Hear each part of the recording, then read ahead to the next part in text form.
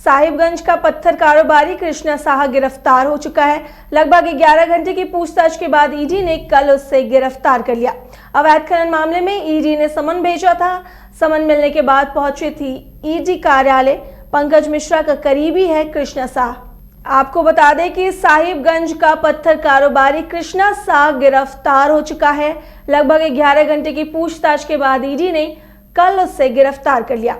अवैध खनन मामले में ईडी ने उसे समन भेजा था। समन मिलने के बाद पहुंचे थे वो ईडी कार्यालय। पंकज मिश्रा का करीबी है कृष्णा साह।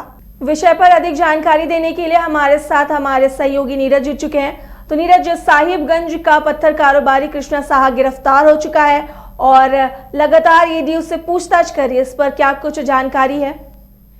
देखिए, कल जो कृष्णा साहा है, साहिबगंज का पत्थर व्यवसायी, उसे 1 जुलाई को समन जारी करते हुए रांची के ईडी कार्यालय बुलाया गया था और ईडी कार्यालय में उसे खनन समेत उसके जो माइनिंग लीज था उसमें 2 मजदूरों की मौत हुई थी, उस संबंध में पूछताछ की जानी थी।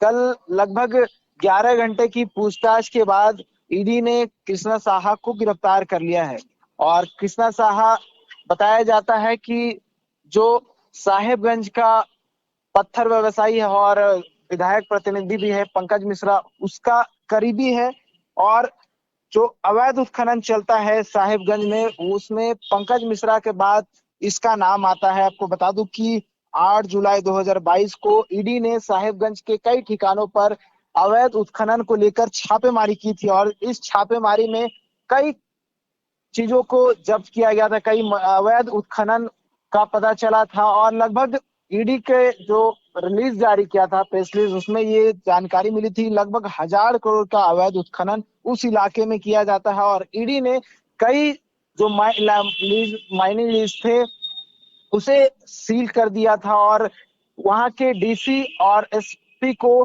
कार्रवाई करने का निर्देश दिया था और ये कहा था कि जितने भी अवैध माइनिंग साहिबगंज में चलते हैं उसे बंद किया जाए। लेकिन ईडी के निर्देश के बाद भी वहां पर अवैध उत्खनन चल रहा था और जो कृष्णा साहा, इन पर आरोप है कि ये लगातार सरकारी के साथ साथ बंद पड़े निजी अवैध खनन कर रहे थे और इसको लेकर लगातार ईडी की ओर से जो है ये कहा जा रहा था कि सरकार इस पे लगाम लगाने में कामयाबी नहीं हासिल कर रही है और लगातार जो ईडी को रिपोर्ट्स मिल रही थी उसके अनुसार कृष्णा साहा लगातार अवैध खनन कर रहा था और कई जगहों पर जब इस बात की ईडी को जानकारी मिली कि ईडी के निर्देश के बाद भी ये अवैध उत्खनन नहीं रुक रहा है, उसके बाद जो जैसे मैंने बताया कि 2 मजदूरों की मौत हुई थी और इस मौत को कृष्णा साहा ने छिपाने की कोशिश की थी। इस संबंध में समझ करते हुए कल बुलाया गया था और देर रात उसे गिरफ्तार कर लिया गया है और आज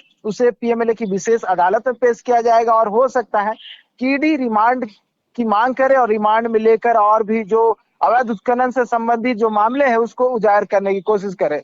जी काजल। जी नीरज, जानकारी देने के लिए धन्यवाद।